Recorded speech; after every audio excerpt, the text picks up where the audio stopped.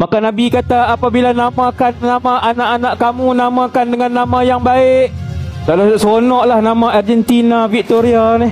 Seronok letak nama plus lainnya. Seronok pilih nama orang putih, nama modern-modern lah sikit ustaz. Saya tak mau sebut, saya kecil hati sebab tu saya sebut nama bas, nama ni, nama syarikat, Ajinomoto, buh nama anak. Nak tukar tak boleh tuan. Umur 72 tukar apa? Pagi ni umur 57 nak tukar macam mana nama? Redha je lah. Yang ada peluang anak kita, cucu kita. Jangan duk seronok letak nama pelik-pelik. Seronok dan berbangga letak nama Abdullah, letak nama Abdul Rahman. Ketika nama anak kita dipanggil di mahsyar dengan nama hamba Allah, bangga anak tu. Dia kata, terima kasih mak ayah pilih nama elok untuk saya. Ketika nama anak itu dipilih dengan nama Fatimah, bangganya dia.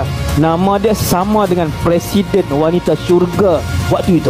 4 orang Presiden Wanita Syurga.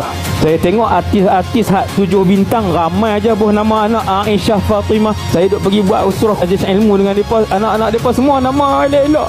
Ada yang Maryam, ada Aisyah, ada Afiah, ada Afwa, ada Fatimah, ada. Dipanggil dengan nama itu sampai di mahsyar dengan nama ayahnya. Ini beruntung ni hak nama elok-elok, alhamdulillah.